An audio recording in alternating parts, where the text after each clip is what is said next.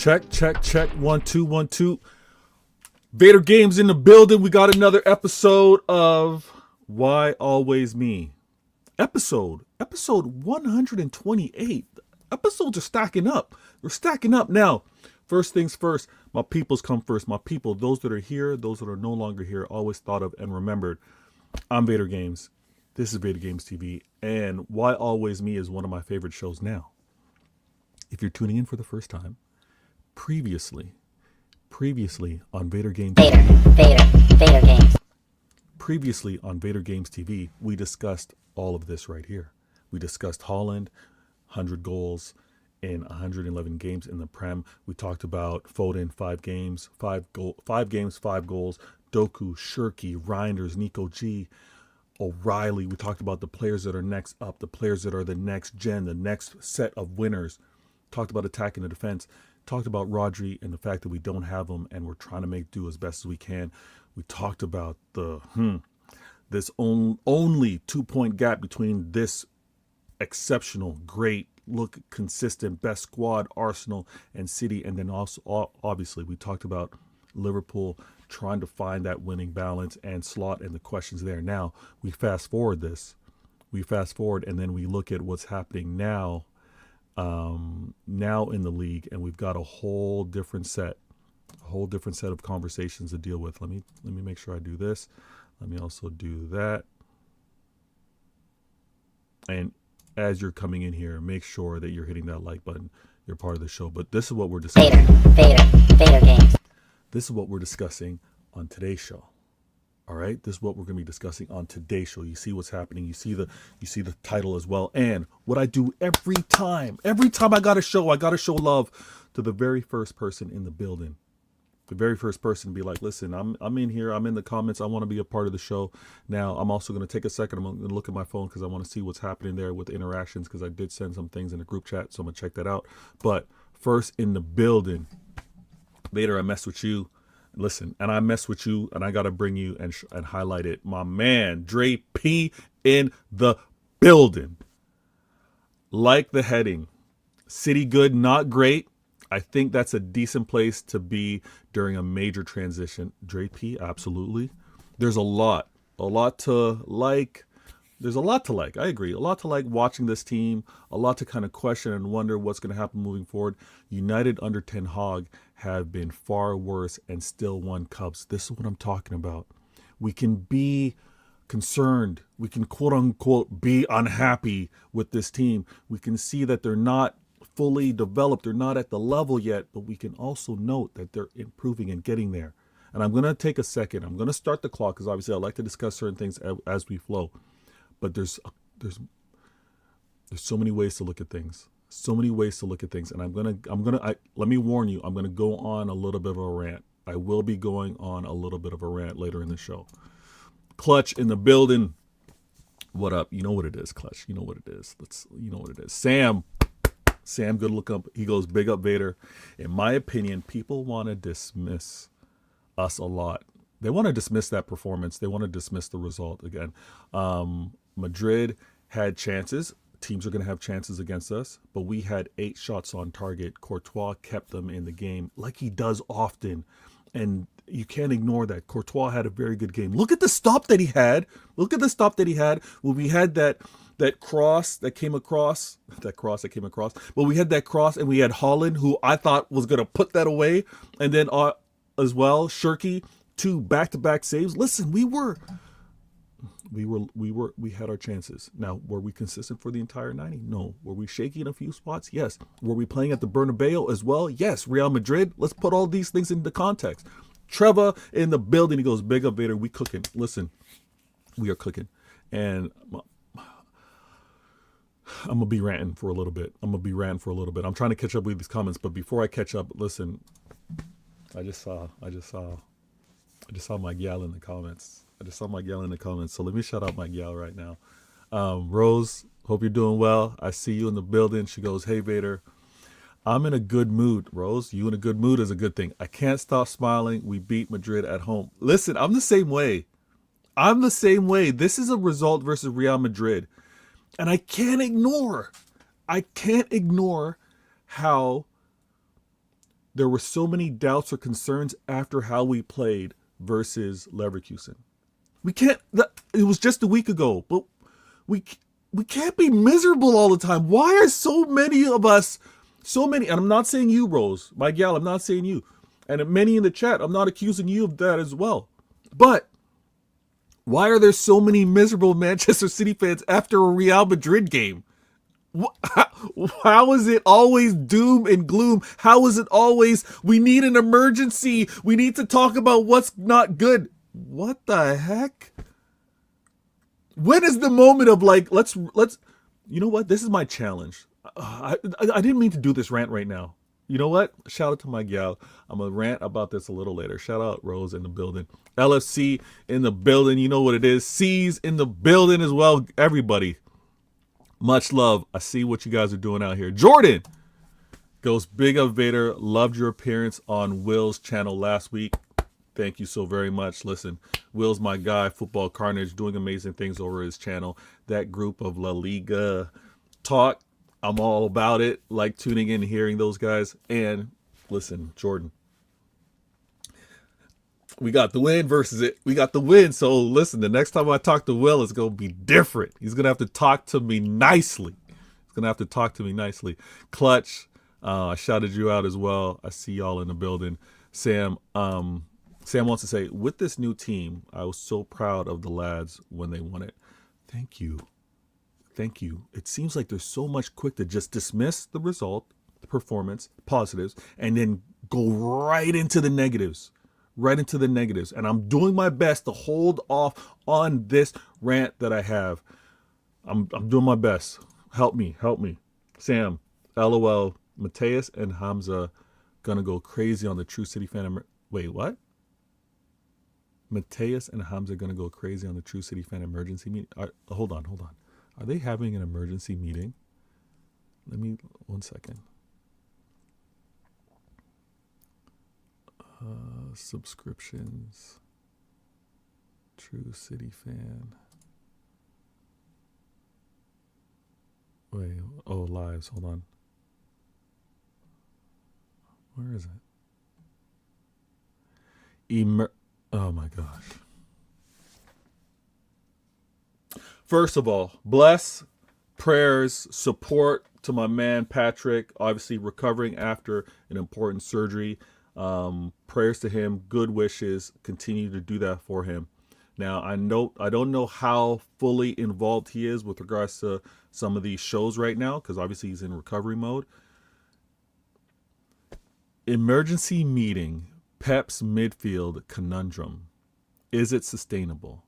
And then I see a second emergency meeting. Why are we so fragile in midfield?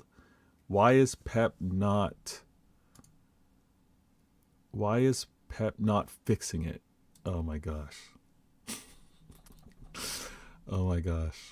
Emergency meeting after playing Real Madrid. Hey, those guys are, I agree with you. Those guys are going to go in. They're going to go in. There's going to be a lot of, let's see what they break down. I'm not going to make assumptions on what they're going to say. I'm not going to make any assumptions on what they're going to say, but I have to agree. Those two are going to have a lot to say for sure.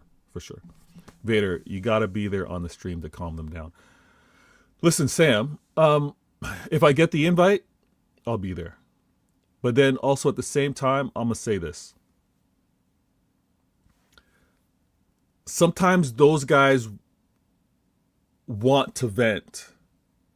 They want to express that they want to express that I'm not happy. I don't see enough here. Here's are the problems, and I get that. And then at the same time, sometimes they just want to make note on here's what the negatives are, or here's what the concerns are, here's what the problems are, right? As of now, I don't know if I want to be on the stream being the only one to point out positives. So if I get the invite, we'll see. We'll have the convo. But unfortunately, sometimes it seems like there's the predetermined list of here's everything wrong with the club, or here's everything wrong with the players, here's everything wrong with the managers. And there's the inability to also see what the manager, players are doing right. And yeah, so we'll see. We'll see how things go. I'm not too sure. Rose shown some love to Dre P. Dre P goes, I can't be miserable when Nico O'Reilly from the academy playing at left back and at the Bernabeu and getting a man of the match performance. I can't recall any such thing, even in Wenger, Fergie, and whoever time.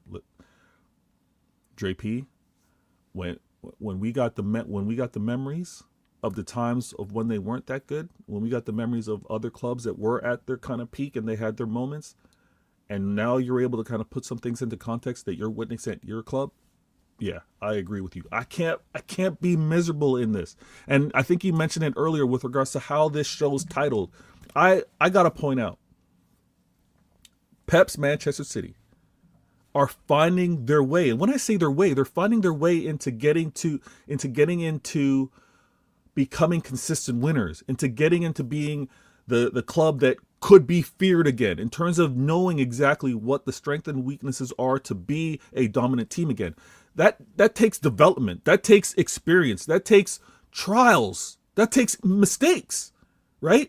So Pep's getting there. And then I also wanted to emphasize, because City were good, we weren't great. City were good versus a Real Madrid team that have caused problems to many other clubs. And it's also playing at an away ground, which is extremely difficult, incredibly difficult. And I had to note this after the Matt reaction. If you didn't catch that, selfish plug, go back and check that out after the show, of course. But I had to mention that our record versus Real Madrid as like recency is 5 wins, 5 draws, and 5 losses. Even in our peak power, right? When many of the City fans were like, this team is so dominant, look at all the quality we have everywhere. We're just 500, 5 wins, 5 losses, 5 draws. Like, that's us versus this Real Madrid. Man of the match from O'Reilly, incredible. And I'm gonna talk about it. Let me start the clock. Let me try to catch up with the comments. Let me see what's going on here. Jordan in the building, C's in the building. C's goes, Vader, check Hussam watch along. He celebrated when Holland scored the pen. He was singing Holland. Oh my gosh. You know what? But Hussam he's self-serving in this one, because he sees us smashing up Real Madrid. And I'm sure in his mind, he's like, Real Madrid will sack Alonso, and then he'll end up at Liverpool, because Liverpool will sack Slot. I'm sure that's how his thinking is. I'm sure. Sam goes, yes, emergency meeting in some hours. I see it. I see it. Nah, that's hilarious. Herbal in the building. Big up Vader and the chat. I just don't know what people want. Hey, I'm with you on that one. We never really had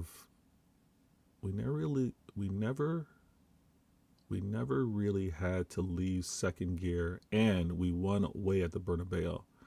I don't know. I just think it was a solid enough performance. It absolutely it was. And we can't ignore, if you want to think about the spine, of Manchester City, let's look at and say, okay, we're going to say Holland, we're going to say Foden, we're going to say Bernardo Silva, we're going to say Ruben Diaz. Are we going to go so far as to say Gavardio? I don't know. Maybe, yes, Gavardio joined us in the 4-peat season, but this is his 3rd season. If you think about the spine, this is a group of players, other than the 4 that I kind of mentioned, that are in this for the first time, that are dealing with this type of expectations, standards, demand, right? Like, put that into freaking context. I'm really happy with how the players dealt with it, and they'll be better for it. Give it some damn time. Clutch. How can we fix the midfield if it's not exactly. Exactly. And let me read that out for you. How can we fix the midfield if it is not the transfer window? We have to use what we have. Injuries are part of the game. This is the thing. The constant retracing, the constant rewind, bring it back, talk about the past transfer windows and many transfer windows before that and why we're in the situation that we're in. Well, we're in the situation now. Let's recognize player, management, club, manager all made previous mistakes. We're in it now. Let's support and think that they're going to realize the mistakes from the past, improve with the future, and then look to rectify, look to correct things. Oh, the drubbing up on going back to this and that. Sometimes bringing examples from 2, 3, 4 years ago. Like I said, let me save this rant for later. You guys deserve better. I'm already 60 minutes into the show, and I'm catching up with the comments. I'm doing this from the beginning. I want to get the comments into the mix, and then I'll go through. I want to recognize Sam in the building. LOL, we already know what our problem in midfield. Physicality, need physical players. That's a little on Pep. It's a little on management. It's also on now. Let's find a system to make it work that we don't have these players. C's in the building.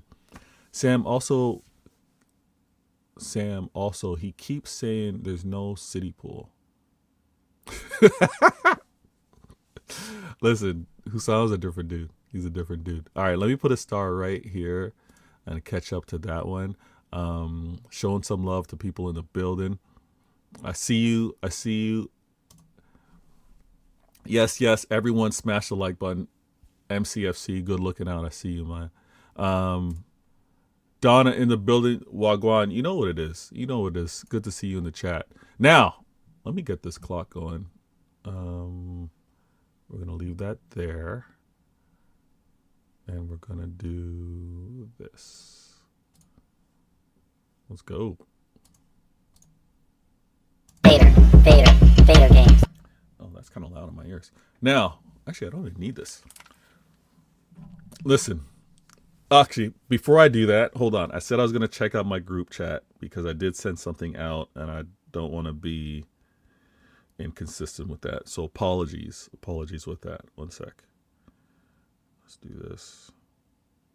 Let's do this.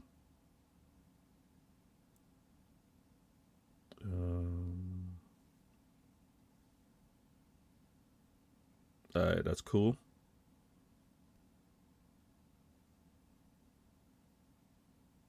All right, that's cool. Big ups. All right, now the clock has started. Let me talk about this. This that we're witnessing with regards to Holland. Another goal in the UCL. I so like the fact that Holland isn't forcing these. I have to score because it's the UCL. Obviously, he knows what he's good at. He knows what he's tasked to do. But in doing that, the fact that he is so calm, cool, collected, loves the moment, 55 goals in 54 games. That run, that consistency, that clinicalness, absolutely incredible for us to have. And we can't look and say that Holland isn't good for us. To hear me out. To be able to say, I'm going to have 55 games in the UCL, I already have a goal. We already got a goal. We're already going to have a goal in that game.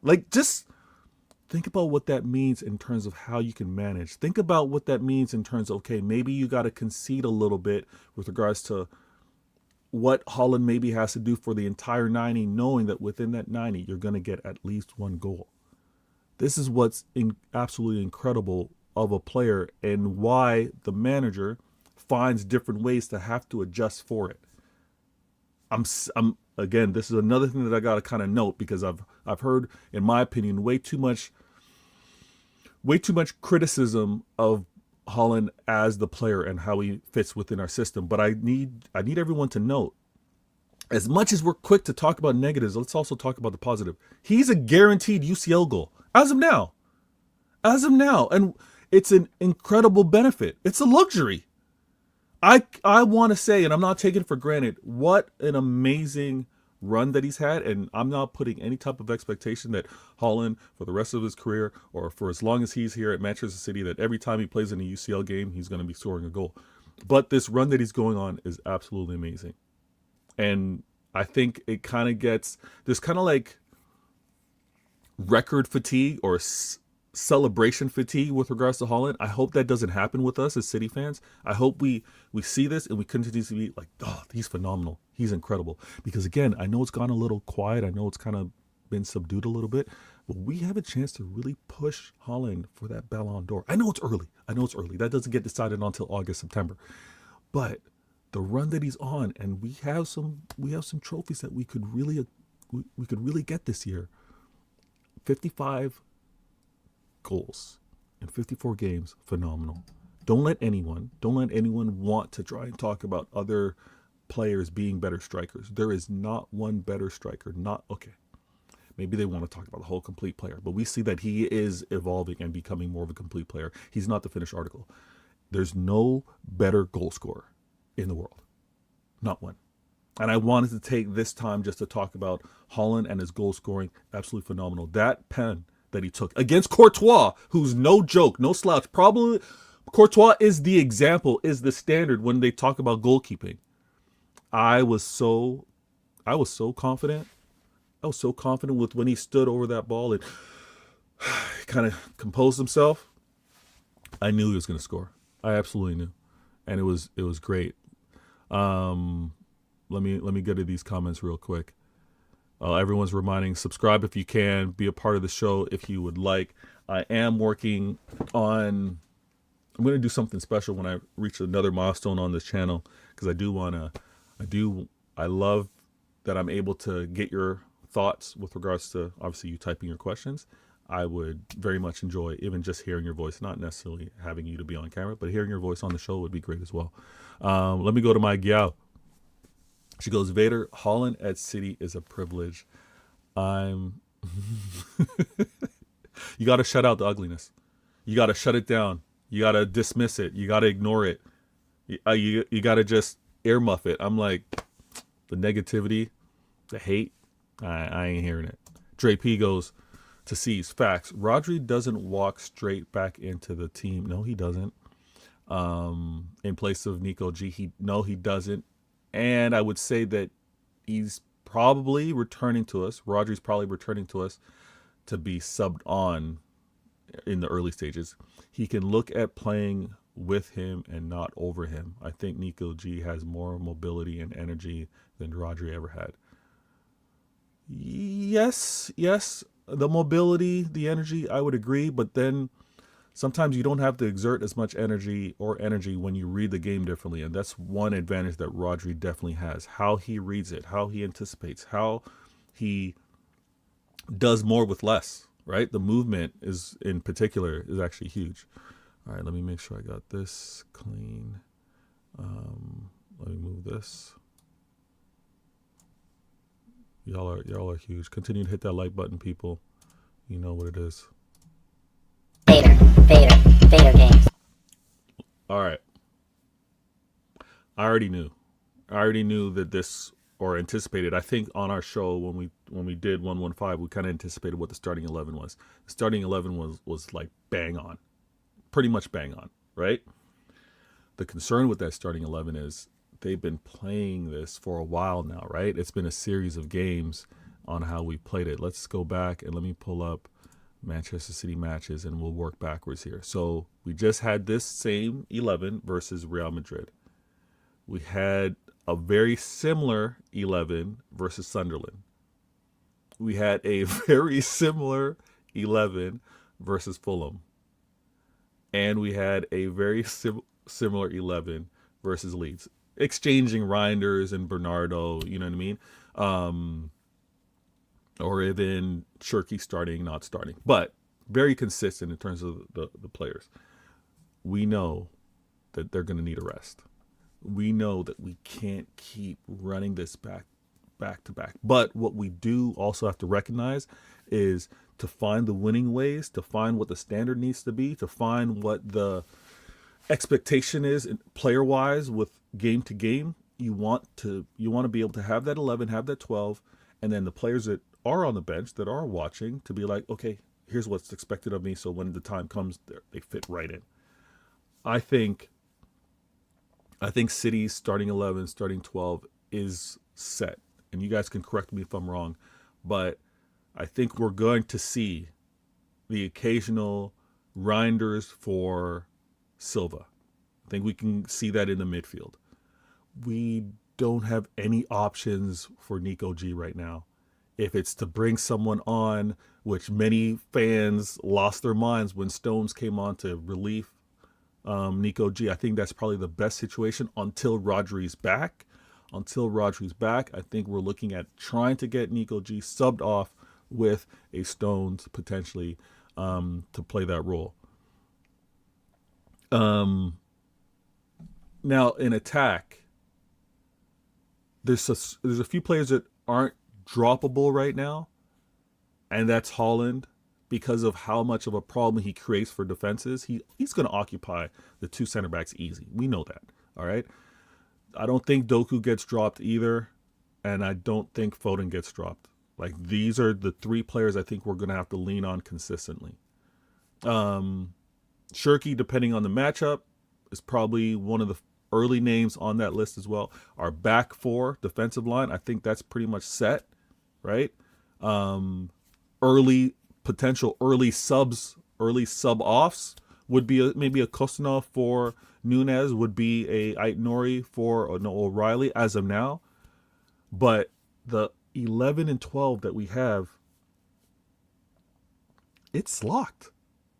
And can we blame Pep? It's locked. We want to stay within that arm's reach of Arsenal.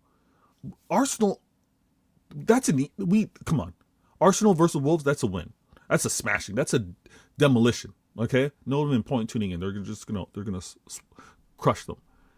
We need to keep pace, and Crystal Palace is no joke. I think we're gonna be expected to see this 11/12 for a while now. Big up Fox in the building. He goes, big up Vader. Good looking out. Blessed to everyone in the chat. Absolutely. Let me go back a little earlier. My gal says, Rodri is such an intelligent player. He works smart, not hard. Absolutely. Dre P. Rodri has the better brain. Yeah, and it's something with experience that he happens to have, and he had to develop it. We all remember when Fernandinho was here and Rodri had to get up to speed. He wasn't the player that he is now, so it's going to take some time. Better passing and better shooting. There's a different skill set, absolutely. So I would say he's not even competition for this in-form. Ooh, true. He's not competition for Nico G. There's going to be moments in game where the two are going to be on the pitch, despite what Pep says. I think there's going to be moments in the game where the two are going to be on the pitch later in the season because of, I think, just of how commanding and how physical they can be in the midfield. Now, pace, no. Physicality, yes. Control of the ball, right? I think we can look to them for that. But it's going to be one for the other for a while. It's going to be one for the other in terms of Nico G and Rodri when Rodri's back available. Seas goes, Savino had a good cameo. He had a decent cameo. And I'm going to get into it. I'm going to get into it on this next topic for sure. All right, let me do this. You guys are on point. I hope you're enjoying the show and how things are flowing right now. Vader games. Now, if you're tuning in for the first time, hit that like button. If you've been here before and you're subscribed, thank you for joining us again. All right, these players: Doku, Shirky, Nico G, O'Reilly. In this Real Madrid game in particular, but we can actually talk about for several games now, they're showing their quality. They've shown their quality again, and they're showing why a couple shows ago I said the next gen of winners. Yeah, everyone wants to say, this city don't look like the city of past, right? They want to list off all of the greats. Well, let these players develop and have the potential to get there, right? Doku is one of the best chance creators that we have. And you know what? Many didn't see the vision because many was like, where are your goals? But look at what he's creating for us. Look at what he's creating for us. And for me, I think it's also a balance of he's giving us that bit more of what we were asking Grealish to give us, right? He's giving us that bit more of what. And I'm not even saying that Grealish can't return back to this club. I think Grealish, if he's going to be, again, when we want to think about midfield play, I think if Grealish came and played more of a center midfield role, I think that could work. But Doku's giving us that little bit more. Shirky, and when there's no replacing KDB. None. But when you look at creativity, when you look at like flair, when you look at seeing things from different angles and even different moments, Shirky, he can get there. Now, I would challenge him in terms of, listen, in the off season, and we got time, we're in the season right now, but I would challenge him, get your cardio up, get your fitness levels up. You got to be able to withstand the demand of a 90-minute Prem game, right? Right now, I see a little bit too, the willingness isn't there to really have that fight for the entire time because the physical demand is high. Nico G, many didn't say, did he have the quality last season? Many said, why isn't Pep trusting him? Like Pep had to reformat him. Pep had to like get him rewired to think and look at the game the way he wanted. And look at where Nico G is. So the quality is there. And Nico G isn't Rodri. When I list these players in terms of who they've delivered for us before, Grealish, right? KDB, Rodri. I'm not saying that Doku, Shirky, and Nico G are those players, but we've got to get to who's going to be our next group to try and do it. You don't label them the next greats, but you try and recognize the talent and the tasks of what's asked of them. O'Reilly, midfielder playing left back, doing a phenomenal job. And Pep has this love affair with midfielders at left back. He does, all right? And O'Reilly is not the first time. City fans that are up in arms and complaining, well, is there any why are we surprised at this? We've seen this for a very, very long time now with Pep, and he makes it work. I think O'Reilly's been phenomenal, and he's not the only one. I'm not listing Foden. We've talked about Foden many times. I also want to point out that there's players that are kind of also on the verge of showing that they have the quality. They need to show the consistency, right? We need to see the consistency from Gavardio, more importantly this season, as he's playing that left center back. Did a great job, was asked to do as a left back when he first joined us in the 4-peat season, but that's because we have to make do with what was available for us. I think him in his role is going to be great. I think we also got Reinders a little more time. The physicality of the Prem is a learning curve. I don't doubt these guys. Let me try to catch up with these comments. Shirky nutmeg Rudiger so casually. He did as well. And those moments are great because we're out of our seat and we're like, ooh, gotcha. And that type of flair, that type of putting the defenders kind of like on the back foot, not wanting to be embarrassed and being a little conservative. Shirky's nice like that. And you know what? He just needs more time. He just needs time. Sam goes, rivals and some of our fans, oh, you mean some? More than some. Some of our fans are comparing current squad to our trouble. Sam, I don't understand how anyone would expect City just to go in the market and get the next group of treble winners. They need to calm the heck down. Rivals, I get it. Rivals are going to want to put the pressure on us.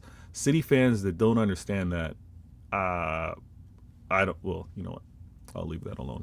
We're on the way to building a great team and still competing on all fronts. Who else does that during a transition? Thank you.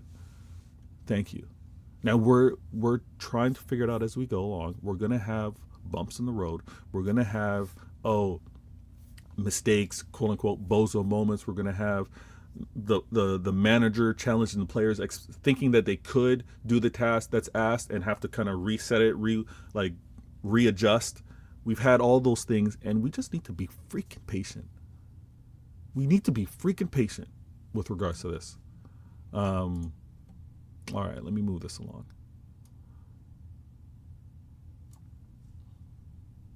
You guys have been incredible. Thank you so very much. Vader games. Okay. Pep subs. Pep subs and the 11 that I talked about a little earlier here, the starting 11. Pep subs in what, the 60-something minute? 65th minute, something around there, was with a vision, was with the eyes on the Prem. Like, I think Pep saw how we were playing, confident that we could still create some chances, which we were able to do. Had trust that the players that he was subbing on could do the job. We could see out the game, and to be fair, I didn't have problems with the subs.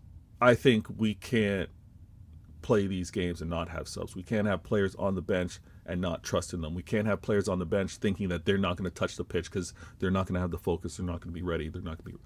But when we look at the subs that he brought on, right? The subs, or sorry, when we look at the timing of the subs, it was knowing that we've got to lean on Holland. We're going to have to lean on Foden. We're going to have to lean on Shirky, and there's no missing it. We have to also include Doku in that grouping. The player, I mean, he could not take off Nico G, because when we've taken off Nico G, we've seen a midfield quote unquote collapse. All right. So those that have their agendas versus Pep, and why did he keep Nico G on there that long? Well, we know that there's certain subs that we can and cannot do. If we don't want to lose the midfield control, we don't want it to just be completely vacated in disarray, let's keep Nico G in the mix. I thought the subs were spot on in the moment, and with regards to what we have to do with regards to the Prem coming up. Now, Crystal Palace, which I'm going to talk about later, Crystal Palace actually played today. I don't know who they play today, but they play today because they're in the Europa, right? So they play Thursday and then have to turn around Friday, Saturday, and they play us on Sunday. We get an extra day's rest. Pep's going to have to potentially lean on those key 11, 12 players that I talked about again versus Crystal Palace. Maybe we can get into that game and we can be in control and we can manage the subs after that. But to start the game, we got to start the game with our best 11, best kind of like 12 players that we'd like to select from. I think Pep got it right. Now, the players that he kept on that pitch, Nico G, Bernardo, I think there's some control, some consistency, some experience that he wanted to keep on the pitch at the time of that. All right? He wanted to keep that on as he brought on the subs that I'm going to talk about in this next segment. You can't do too many changes, right? Right? We can't do too many changes. We've done that before. And things are confusing. Things aren't as comfortable, right? You don't quite know where players are. You don't know the movement. You don't know the decisions before you actually witness the decision. Sometimes when you play with a certain consistency, you don't even have to ask. You don't even have to shout. You know what the player's going to do. I think that's what Pep was looking to do in terms of keeping on some stability in Nico G and Bernardo. Obviously, defensively, he didn't want to change anything with regards to those. That's kind of like how I see it. Let me catch up with these comments with all y'all. Sam goes, it took 7 years to build our treble winning team. Yeah, Sam, when I hear the comparisons to the Centurions or the treble winning season, I tune out. I'm like, okay, you go on your rant, talk about, of course, there's not going to be a rebuild There's not going to be a acquisition in the market, freshly come into the squad, and then we're going to be that type of team. Or you're going to see performances from players like that. It's nonsense. Yep, timing on subs was fine. Thank you. I'm on board. JP, what do you guys think? I'm betting Palace away will be a tougher game than Real Madrid yesterday. What do y'all think about that one? A tougher game. I think it's going to be a different type of toughness because the pace of Real Madrid was a problem. I said this on the match reaction. Hopefully you guys had caught that. But I talked about Vinny, Rodrigo, Jude, like that. That pace was a problem. I don't know. I don't think we have that difficulty versus Crystal Palace, but also Crystal Palace knowing us better, is this going to sound kind of weird, knowing us better than Real Madrid did, because again, that was Zabby. Zabby doesn't really know us like that. I hear what you're saying. I think it would be a tougher game. Glasner already said he's going to rest his players. Wait, what? Wait, Sam, what are you talking about? Rest his players for what? Rest his players in the Europa? What are we doing here? What do you do? Don't mess with me right now. JP goes agreed. He agrees that the Crystal Palace is going to be tougher. The move of subs before the 70th minute time for his top three front players. Yep. Proper move. Proper move. I think he saw it and is like, listen, I got this. Vader. My gal goes, Vader, he got it so right. Now, I'm going to tune in to the emergency meeting. I wonder how they're going to discuss Pep subs, whether they discuss Pep subs in the emergency meeting. I thought he got that right. Sam goes, by the way, Palace not doing well in the Conference League. They don't have the squad to compete on all fronts. Glasner will be up for us on Sunday. Really? We'll have to see. I'm going to watch today's game. I'm going to be real because this is my scouting, right? I think it's good to kind of scout the game just before. I want to see. And if he has a different 11 from what he started with, I'll take note of that as well. And then I'll go back and watch the last Prem game. But yeah, Crystal Palace is going to be a problem. I'm going to do my scouting.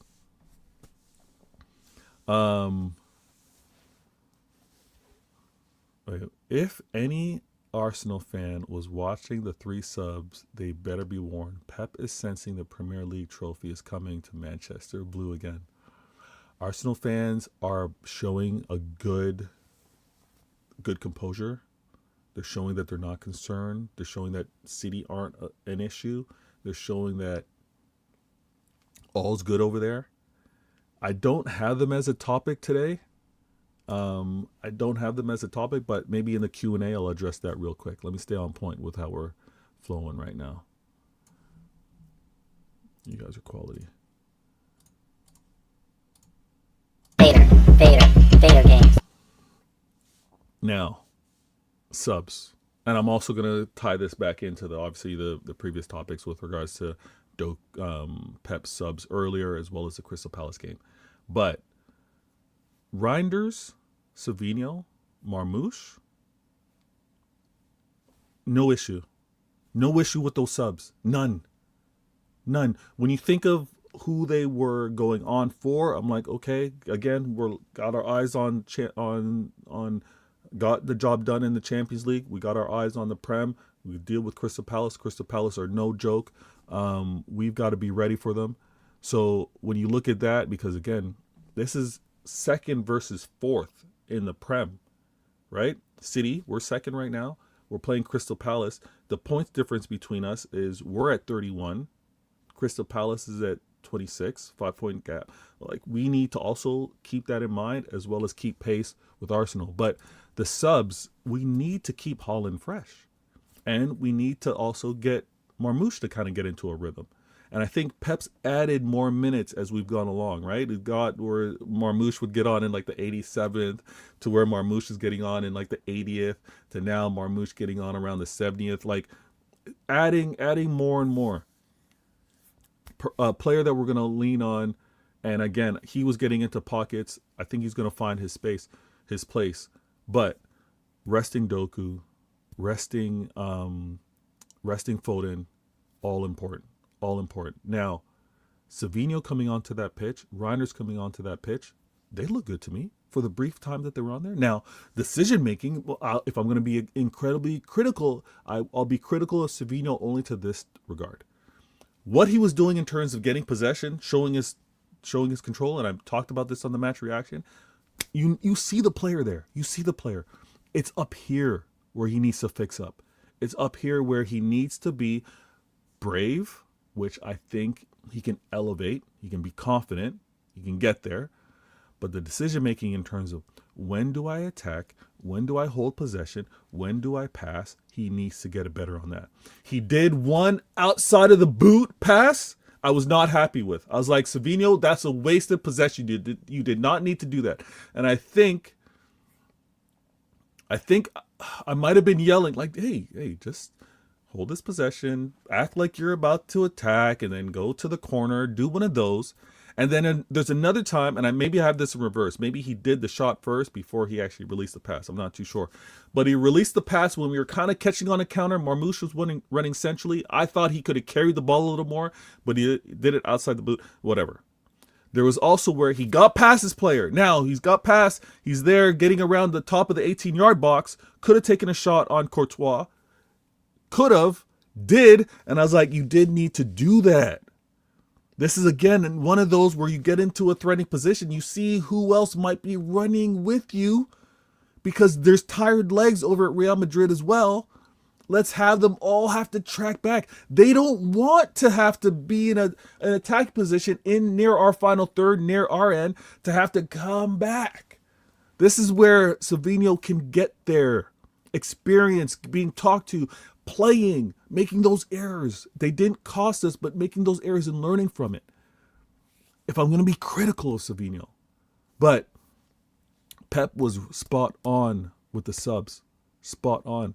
And I think we can also look for these players, not all three of them, but we can see, obviously we've seen Reinders start for us. I think we'll see Reinders start for us again with the drop of Bernardo, potentially. I think we can see the start of maybe strictly with regards to rotation, we can see a drop of Doku, and maybe Marmoush is playing on that left-hand side, complementing and working with Holland, although I think that'll take some time, and maybe that doesn't work until post AFCON. But then same goes for Savinho. Not all three of them are starting for us, but in parts we can have them complemented with the important key established starting 11. You know what I mean? Let me catch up with these comments. Rose goes, Vader, Palace away will be more comfortable for City. Watch and see. Rose, listen, you're my gal, so I'm going to listen to you. I'm going to listen to you on this one.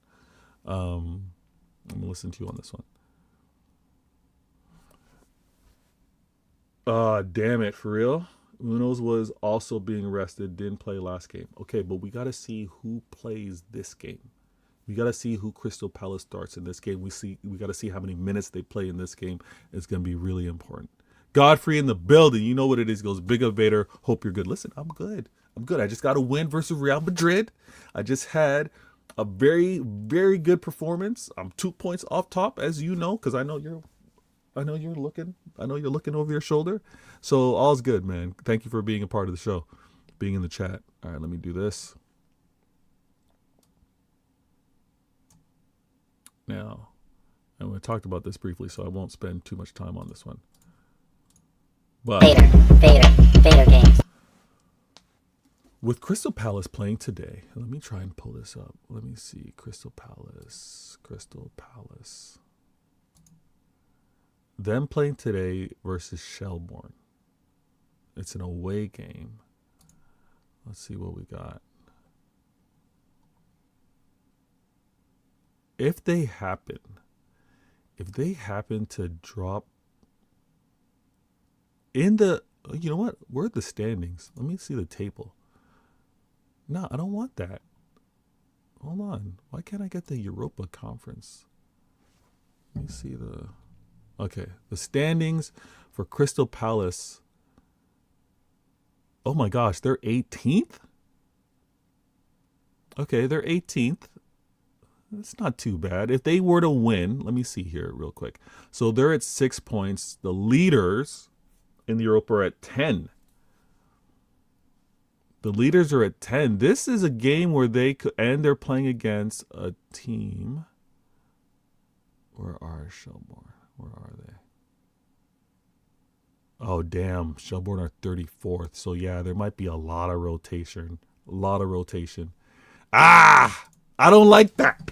I don't like that. Let me see. What's Godfrey saying in here?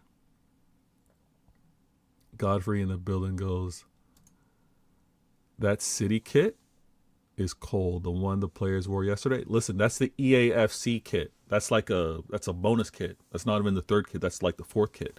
It is clean. I'm gonna cop that. I'm gonna cop that because I like and I was talking about it with my City Blues. I like the collar on it, even with regards to the detail on the kit. And I was saying I'm probably gonna get the player version versus the replica version because I think a tighter fit would look good. What? Palace are 18th, and Palace are 18th, which is calm. It's really calm. Like the points gaps isn't crazy. Like, so Palace can't afford. They can't afford to have some rotation. I hate that. Trevor goes, they'll rest that United game broke them. True. If they didn't drop points, I see what you're saying. Had they not dropped points, it would have been a different story playing against us. But they did. Now, I'm going to take this moment because I did say that I did have a rant that I had to discuss. All right. Godfrey in the building is going to hear this rant. It is what it is. This doesn't have any relation with regards to Crystal Palace to a certain degree. Okay. So I hope you guys enjoy coming to this channel, having the conversation. We talk in Manchester City, and obviously my perspective. Everyone has their own unique perspectives. I'm trying to find the right balance with regards to Manchester City fan and Manchester City supporter. All right. Fan is short for fanatic. So I get it. Sometimes you're going to have fanatic thoughts, ideas, perspectives, right? Because you're a fan. Like, logic is out the window. You're a fan. You're a fanatic, okay? And I'm doing my best as I mature, as I grow these more platinums, to differentiate between the City fanatic and the City supporter. Because I think the City supporter starts with support, starts with positive, starts with potential before they start with a laundry list of negativity, a laundry list with everything going wrong, a laundry list with why nothing's going to work out. Now, with regards to emergency streams, I don't think there's an emergency stream that can kick off and have a balance. You don't have an emergency stream if you're going to be talking about balance, because why would you have an emergency? Because things are balanced. You see where things are going to go. You have an emergency stream because you see things going wrong, right? Now, the game versus Real Madrid, our performance as of today, our season as a whole, as of right now, can we all say we're not happy with 4 losses? Absolutely. Can we all say that we're not happy with how we lost and who we lost to? Sure. Can we also point out with regards to players having better performances or could be better? Yes. Manager could be better? Yes. Now, this is a challenge that I have for each and every one of you. When you tune into whoever's channel, do a little game. You remember when you would do like tally? You do like stick, and after 4, you cross out with the 5th. Try and just briefly take note of of the amount of positives you hear about your club and negatives you hear about your club. And maybe there's always a larger list of negatives. Maybe there's always more negatives with regards to your club. Maybe there's always more negatives with regards to your club after a win. Maybe there's always more negatives with regards to players and their performances. Maybe. But that's not how I see the game. It's also not on how I speak about my club.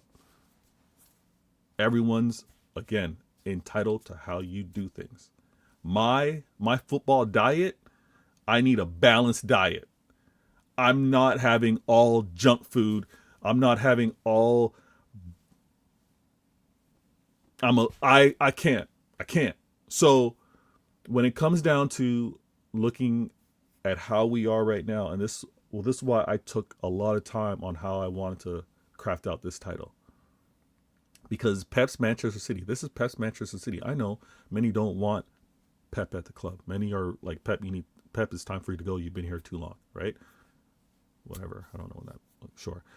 But this is Pep's Manchester City, and he isn't going to be perfect along this run. He's gotten things wrong, and he got things wrong many times before. He got things wrong even when we got 100 points in the Centurion season. He got things wrong when we did a domestic treble or we were formidables. He got things wrong when we were treble winners, when we won the four-peat. But it's noting that these are players. These are clubs. Look at me, look at yourselves. Look at even sometimes the panel members. They don't have flawless appearances or conversations or even how they speak. They fumble, they make mistakes. These players are going to make mistakes within a full 90 minutes. It's about the outcome of the game. And I know I'm kind of doing a little bit of preachiness or whatever, but I'm getting a lot tired of the doom after wins. I'm getting tired of my club's not good. Like, my players aren't good. My manager's not good. I'm getting tired of it. There's nothing perfect, so you can always find something to critique. When do you hear something about, you know what? It's not ideal right now, but I note this. This is actually good. You know what? Oh, this player made a mistake here, but they also did this well. I'm trying to have the balance here. Again, a little bit, something I need to get off my chest. That's why I got this channel. That's why I had to do these things a little bit, and hopefully I didn't lose you guys. Hopefully you guys continue to hit that like button and subscribe. Let me catch up with these comments real quick. I got Sam in the building. Sam goes, facts, Vader. Emergency streams was okay when we went 1-13 last year. Not right now. 1-13 last year was fully warranted with emergency streams. 100% warranted with emergency streams. Now, emergency streams, 2 points off top, win after Real Madrid, emergency before there's an emergency. Okay. You know what? There's always a crisis team, right? There's a crisis team in business. There's a crisis team with regards to city planning. There's a crisis team in many organizations. Some prefer to prepare for the crisis. Some are always talking about life insurance. Some always want to be covered. Some always want to buy, you know what? Let me get that protection plan on my iPhone. Let me get that protection plan on my big screen TV. Let me get that added insurance in case of flood. Let me also let me worry about the worst. Let me plan for the worst. I get it. Sam goes, ESPN questioning if we can challenge for the Prem Champions League when we're second in the Prem and fourth in the Champions League. This is how quick things turn around. ESPN know what they're doing, right? They know what they're doing. City's kind of in the mix. They want to kind of go off the momentum, ask a question. I'm not even thinking about all of that. And I think maybe that's why there are these emergency streams, because you need to be thinking about the next game, not like, oh, what if we don't end up winning the Prem? What if we don't end up winning the Champions League? You're already starting from a negative standpoint. And like I said, when I get to a certain milestone, I kind of earmarked it and said 5K. When I get to 5K subs, I'm gonna share a lot on why the best performances that many people have, and I'm not just gonna only keep this to sports, but the best performances that many people have is because they start with a positive mantra. They start with a positive reinforcing statement to themselves with regards to what they're gonna do. Some have a reoccurring, repetitive, always on repeat, regenerating, said in many different ways, negative mantras. Some just do it that way. Godfrey in the building. Are they really people calling Pep to leave? Yes. Godfrey, I'm not joking. I'm not joking. You might even hear it if you tune in to certain city channels. You might hear it. And it's not a joke. It's not a doing it for clicks. It's their belief. And I got no problem. You can believe what you want to believe. Got no problem with it. Godfrey goes, emergency streams in my fan base every time City win for us. That's another thing. That's kind of silly too. Like, just because it's such a long season, not everything doesn't need to be an emergency. I've had the privilege of being in a very, very high profile, one of the world's best organizations, companies. And how you plan to be number one, to stay number one, isn't done from a fearing the rest. Like, that's not how it's talked about. It's like, you talk about the strengths that you have. How can you amplify those? Obviously, you protect against the challengers because others want your business, but it's not from a, oh, look at all the good things the others are doing. It's like, okay, what are the good things we're going to do here? And then you channel those. Listen, wanting Pep out is wild. Sam goes, by the way, Pep has done well reinventing his football style. Pep out mutants will cry when he leaves. I've said, be careful what you wish for.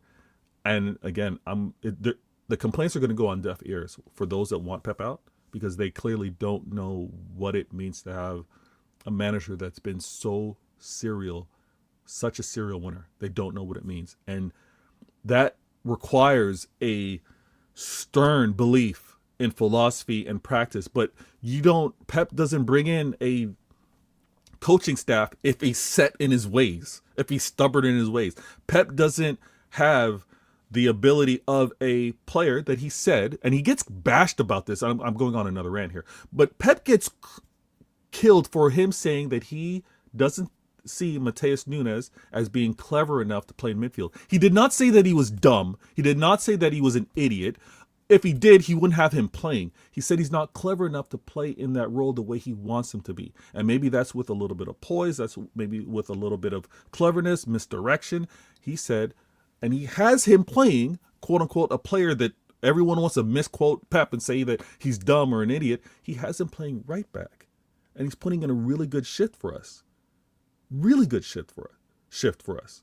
So it's like one of these where it's like, calm the heck down.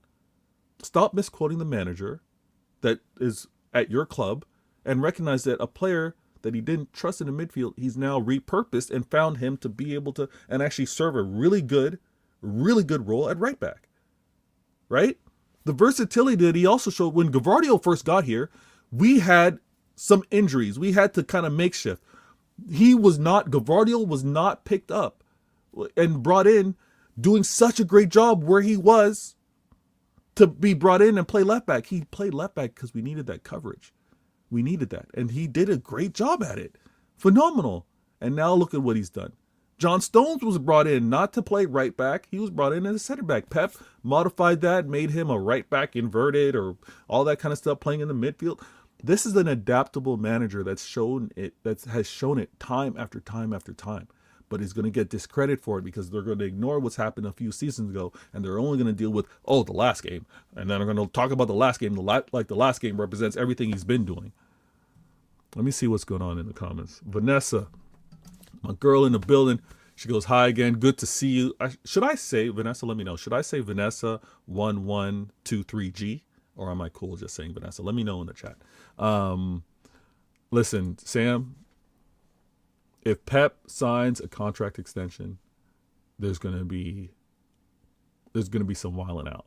I'm already telling people, just be prepared. You only have to tolerate Pep for this year, next year. I'm telling everybody that's Pep out, hey, you'll have your wish soon enough. He's only here for this season and next, and then he's gone. And then you can have your wish in terms of the next manager that you think is going to be doing whatever you think is going to be doing. I happen to be, obviously, North American sports is something that I think there's some elements that can actually translate really well when it goes down to world football, right? One thing that I do like in terms of seeing, and I've seen this work really well, is assistant coaches, assistant managers, especially in the NFL, which is American football, or in the NBA, which is obviously basketball. They bring in assistant coaches with maybe a different look at things, a fresh point of view, new in terms of new perspective. This is what I like with what Pep's done with regards to Linders and Kolo Touré. Like these are coaches that are brought a different focus, a different perspective, challenged him. And maybe that kind of also reinvents and has a different approach on how we play our game. I'm already seeing it. We're not playing like seasons past, right? We're not playing that way. And I think it takes a while when you're so set in a certain system beforehand, you don't reinvent it and then everything's clicking and it's like second nature. It takes a lot of time. Us trying to find that balance, and I see it often. Now, do we do it consistently? No. But us trying to have that balance in terms of when do we press, when do we not, when are we constantly looking to be countering, when do we choose to maybe concede possession a little bit? We're trying to find that right balance. You know what I mean? We're trying to find that right balance. And I'm seeing it more and more each game. And it's also dependent on how teams play against us, on how we play that way as well. So I think there's been a lot of adaptability from the manager. The players are trying to find the right system. And we lack patience in 2025 is where things kind of end up. I know I fell behind on the comments again. Let me see what we got here. Sam goes, I think on Nunes, Pep meant Nunes has not got the awareness, the 360-degree scanning. That's all. Thank you. But those that want Pep out are going to talk in a way to make Pep look like an idiot, and Pep look like he was rude to say that he wasn't clever enough. Like, should Pep have maybe not said it? Sure. Should Pep have maybe found a different way of saying, you know what? From what I've seen from Nunes in terms of what's needed at the club, his role is serving us really well at right back. Sure, he could have found different ways to say it.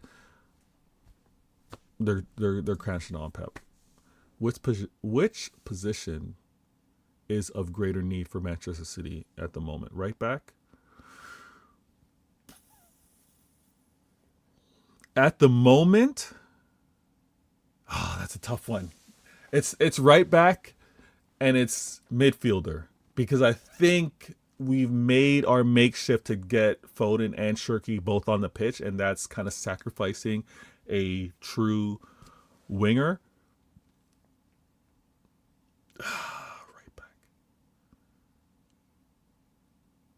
I'm going midfielder.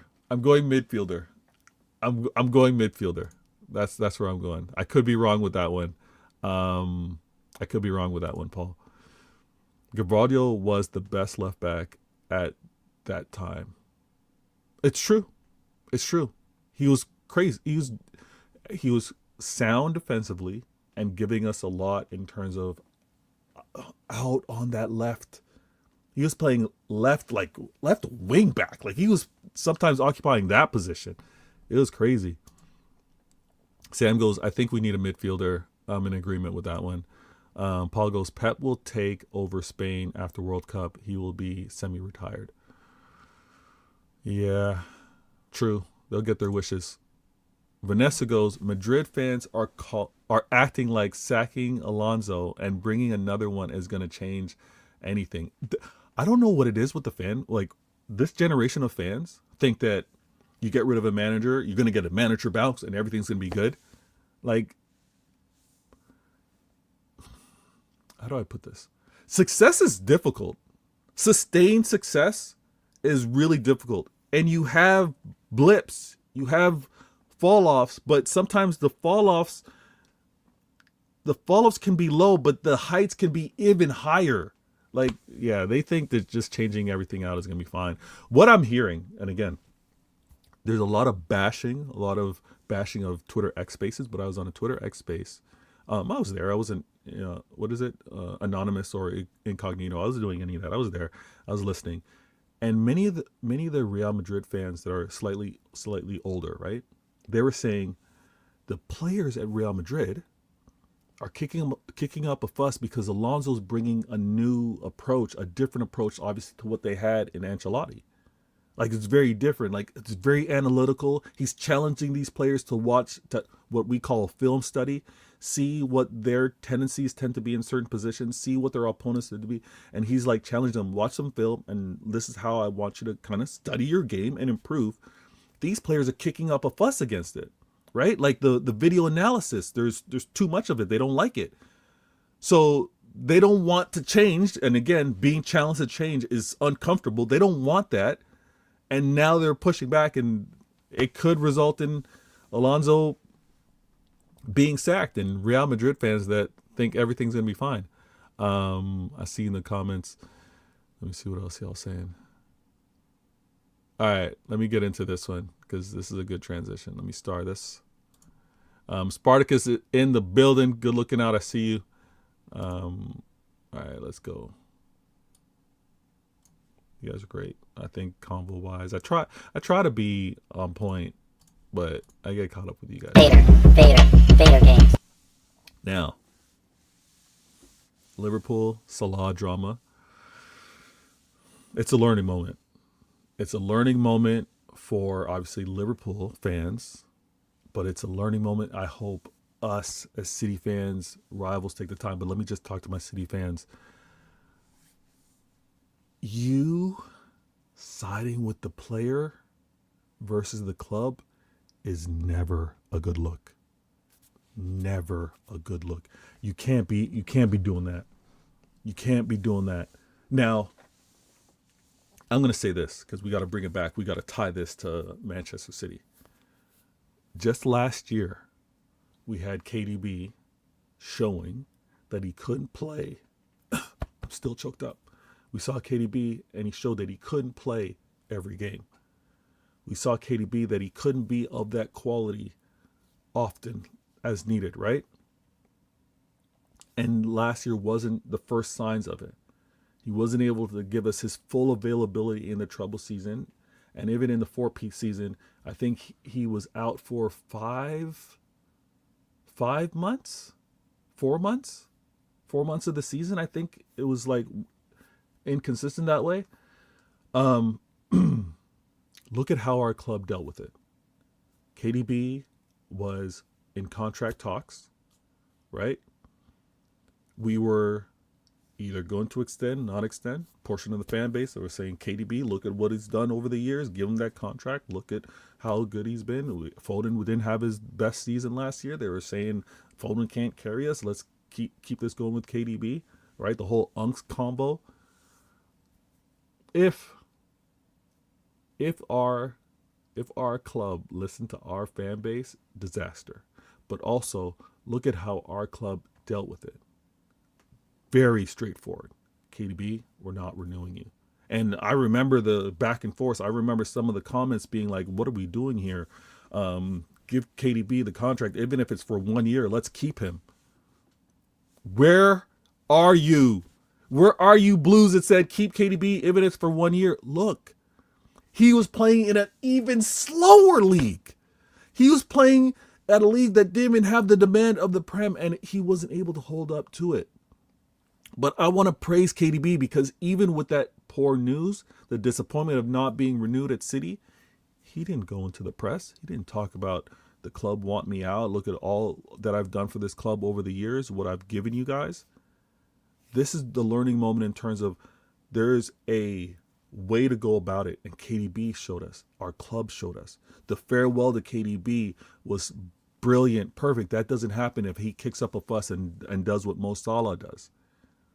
So Salah could have had all the, oh, my agent caught wind that the club are trying to sell me. Well, what are you doing talking the way you talk? Be very direct. Don't be nonchalant about it. You were dropped for 3 games. Now everyone's thinking you get dropped for 3 games. That's why you're kicking up a fuss. If you're going to talk, be very direct, open-ended. Liverpool, that are supposed to be the institution, supposed to be the example of how clubs treat their players. I'm laughing. I'm loving this. Because you know what I'm seeing? And hopefully all other agents are seeing this as well when they're representing their clients. We might have to second guess going to Liverpool. Look at how they treat their players. Look at how they treat their greats. You sure you want to go there? You sure you want to make that your destination? Liverpool, the Salah drama, it's a huge learning moment because no player is bigger than the club. No player can go against even the hierarchy of authority, the chain of command. Did Mo talk to Van Dijk, who's the team captain? Did he talk to Van Dijk before he went and did this press conference? Talking about, I think the club's trying to phase me out, thinking about I don't think I should be sitting on the bench like this. Or did he just go over everybody's head, went into the press conference, did what he did? Because obviously he went past his captain, went past the manager, talking about the club's trying to get him out. This drama could never be tolerated, accepted at my club. I don't care who does it. I don't care whoever would have done that at the club. I'm not player FC. I'm not saying I'm team whoever. The fact that I've seen so many Liverpool fans say that they're team Salah, hilarious to me. Because what Salah did was wrong. Now, if they are phasing him out, and here's where I'm going to have the conversation. There's no Liverpool fan that would have accepted FSG not giving Salah a contract after last season. I don't care who you are. Don't even do this in hindsight. I'm not believing you. I'm not believing any Liverpool fan that said FSG, I would have accepted them not giving Mo a contract last year. I don't believe it. I don't believe it. Paul goes, what should my club do with Mo Salah? Sell him to Saudi in Jan? Now, this is what I'm going to say, Paul. Because Salah earned a contract extension because it looked like he wasn't slowing down. Van Dijk earned his contract extension because it looked like he was going to keep at that level. I get it. Use the data that's in front of you. Signing them made sense. Signing them to the salary that they asked, I don't know. Maybe you can kind of question that. Renewing them makes sense. You want to keep them on talent-wise. Making Salah the record, right? He's the record earner ever at Liverpool. I don't know if you do that. But when you have a drop-off that you have, and again, he's not giving you back to what he's being paid for. That's all fair, right? He's not delivering the way he should be. I think, to answer your question, the club were already looking to kind of sell him. I think that's why he kicked up a fuss. That's why he said there's members in Liverpool that want him out, because they were trying to, and they weren't trying to throw him under the bus. They weren't saying that the reason for them being so poor is due to Mo. I think that's where he got it wrong. I think they got the balance wrong. I think Liverpool, and Paul, you might agree, I think Liverpool got the balance wrong with regards to, I didn't realize how far behind I'm on the comments. I think Liverpool realized that they got the balance wrong. And they got so much tied up in his wages. How can they recoup some of this? He's not even delivering half of what he did last year. We're probably better off let's get whatever we can. Saudi are going to come in, right? They're going to give us whatever for them that's going to be bonus. We can use that money and then strengthen. And when I hear Liverpool fans kicking up a fuss, they're not going to go into the market and get Mo. You're not expected to go out into the market and get Mo. Why are you talking that way? You sound silly.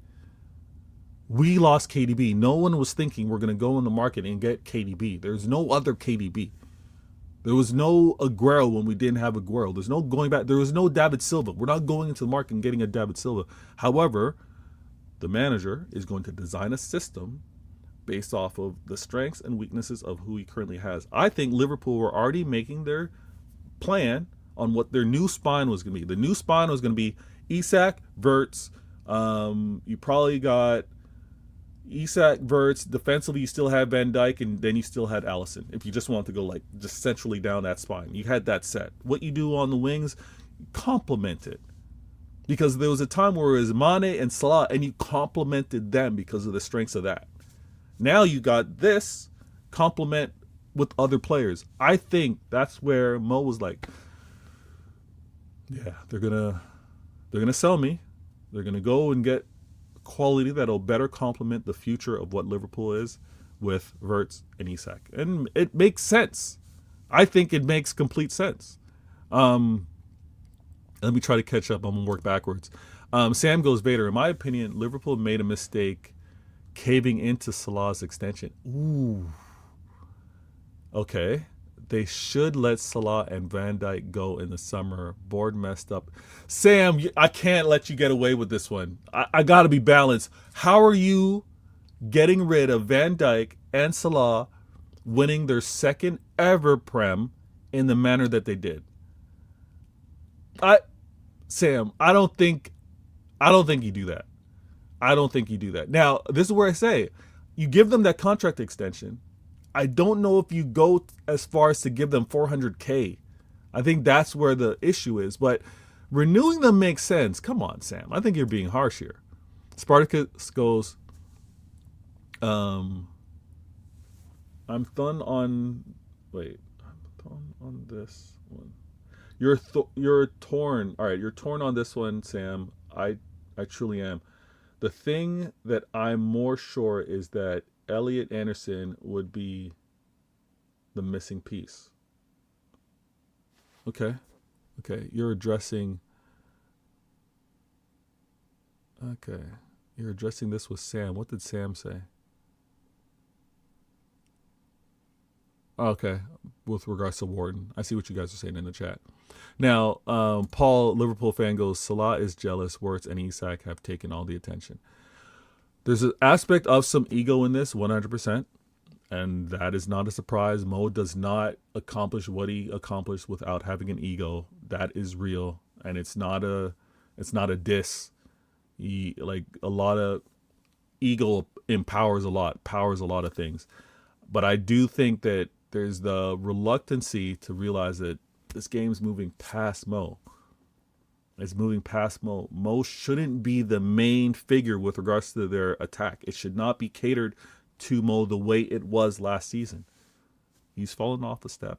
Teams have also realized how they want to defend against that. So you got to come up with different ways, like our manager at Pep at Manchester City does. He's like, listen, I'm not going to run this system again because you guys have been working on a system to stop the system. So let me out of the system against the system that you're making against the system. I know that's a lot, but this is where Arnie is like, I can't run it back the way I did last year. Teams are defending differently. I got weaponry in Isak and Verts that I have to take a different approach. I also don't have that ball distribution that was so calm when in Trent Alexander. I gotta find different ways. Now, the learning, I hope, as much as we were like, KDB, do we keep him? Do we not let him go? Many greats like that. Do we keep them? Do we not let him go? Trust me, it is better to let a player go a year early than a year late. I think KDB left at the right time. I think Liverpool were caught in a difficult place because of how they've fallen short in previous seasons. If Liverpool, FSG, were in the matter of like delivering kind of trophies or having transfer windows like that on a regular, and this is actually, you know what? As I talk more, Sam, I'm gonna agree with you. If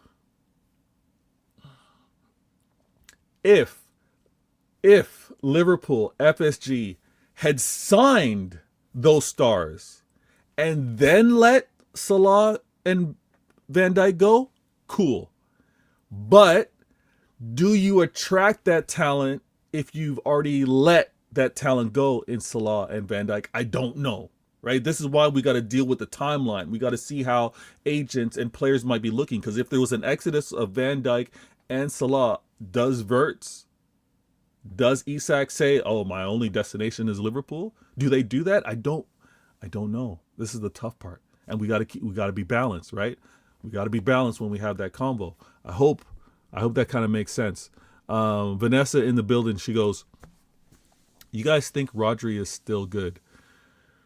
From what I saw in the summer Club World Cup, the games that he's played, Rodri's still good, but his availability is what's in question. And we need to see him play to truly answer that. I don't think the reading of the game, I don't think you lose that. I don't think game intelligence is lost. But we got to see him play, to be honest, to be true. Paul goes, is Salah the greatest left-footed winger in Prem League history? I like how you worded that, Paul. Very specific. Very specific. And I would say yes. I would say yes with how you worded that. That's quality. Liverpool, hold on. Spartacus goes, Liverpool bought names, not... I think who they bought still works. It still works. And I think there's going to be a rude awakening, a rude reminder when you see Arnie finding the balance. Now he's going to find the balance late. He's already found the balance late. But I think the current profile of players, they could still get the job done. I really do. Sam goes, Vader, gotta let legends go on a high, can't tarnish their legacy at the club. That's true. Now the problem is the legacy players, the legends, don't want to go. They still think they got it, right? They're like, I'm not ready to leave. So you have to kind of push them out or let them go, and you let them go with dignity like City did with regards to KDB. We didn't renew his contract, and then we gave him the proper farewell. I wish we had a trophy with the farewell, but again, it was appropriate to say thank you, wish you all the best moving forward. Paul goes, pool board got squad planning wrong. Yeah, or the squad planning was like, listen, we got to get these players now that we can, and we're going to continue to build on it, stacking to it. And not being able to maintain a back-to-back Prem, but to get the talent that they got. And maybe if Salah was playing at his level, maybe you still are in contention like you had. I mean, you did have 5-game win streak to start the season, right? Do you think we will make top 4? Yeah, y'all are making top 4. Y'all are making top 4. Listen, you guys play this weekend. You're going to win, and then it's going to be no drama. I think you actually are going to play well during this winter break, and it's going to be like a new storylines. Grass in the building goes, you have zero ball knowledge. I like your chat. Wait, you have zero ball knowledge like your chat does too. All right, Grass. I mean, you haven't been here long enough to know whether we do or don't, but I appreciate the comment. Hopefully you say bye on your way out, because there's no point in being this rude for your first time here. Because I rate this chat. This chat is represented by blues, by reds, and they know what they're talking about. Spartacus goes, Verts, Ekitike, and Isak doesn't work hard off the ball. That is true. That is true. Currently, Spartacus, they don't work well off the ball.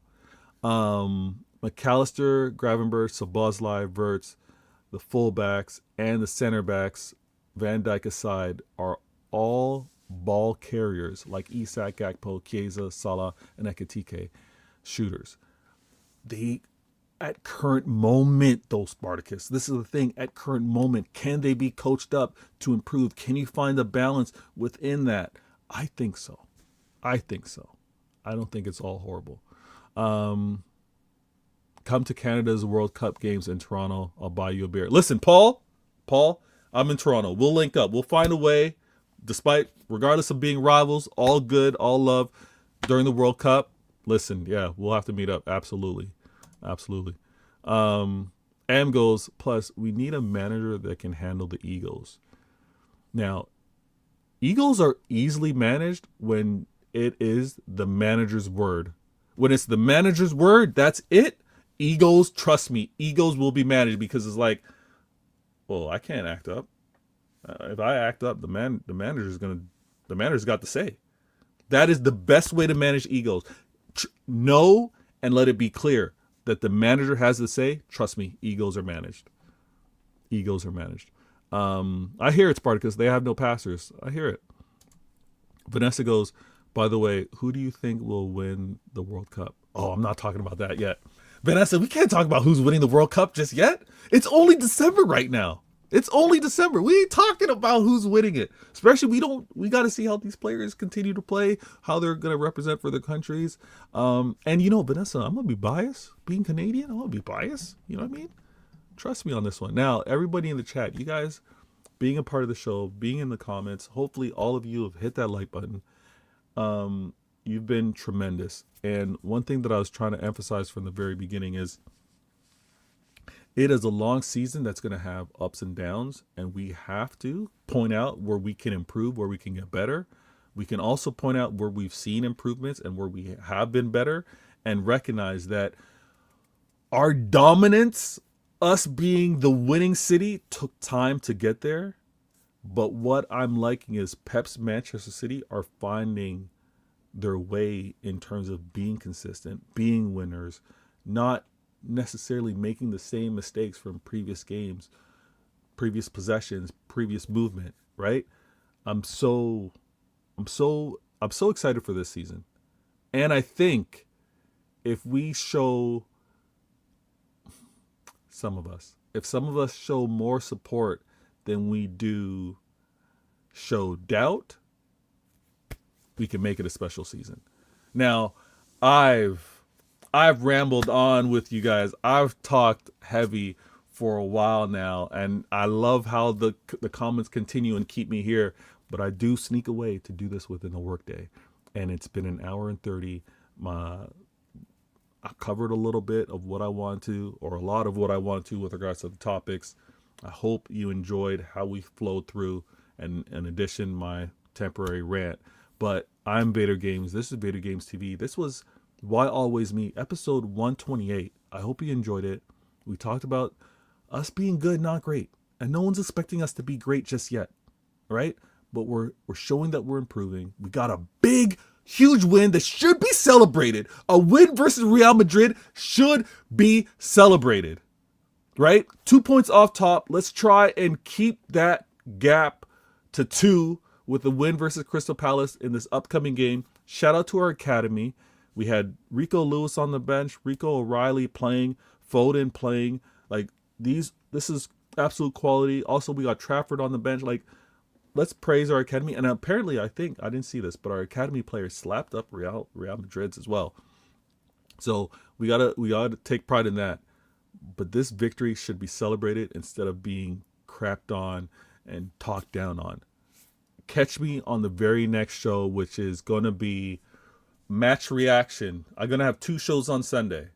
Should I do 2 shows on Sunday, or should I just put everything into one? I might have 2 shows on Sunday, but I'm definitely going to have match reaction after the Crystal Palace game. So make sure you find that, subscribe, notification button, put on all that, and then CIA Intelligent Agendas. I'm going to have the likes of Spartacus in the building. Any of you that want to be a part of CIA in future shows, my blues, you want to be a part of the CIA, let me know. Let me know within the comments. We can look to link something up. you're not comfortable being on camera and you just want to be a voice, maybe just do an appearance, you get a few things to talk about. You give your report as a CIA recruit. You give your report on what you're seeing out there in the field, and we can have a great show. But I'm Vader Games. Please enjoy this outro as I make my way out, and I'll catch you on the next one.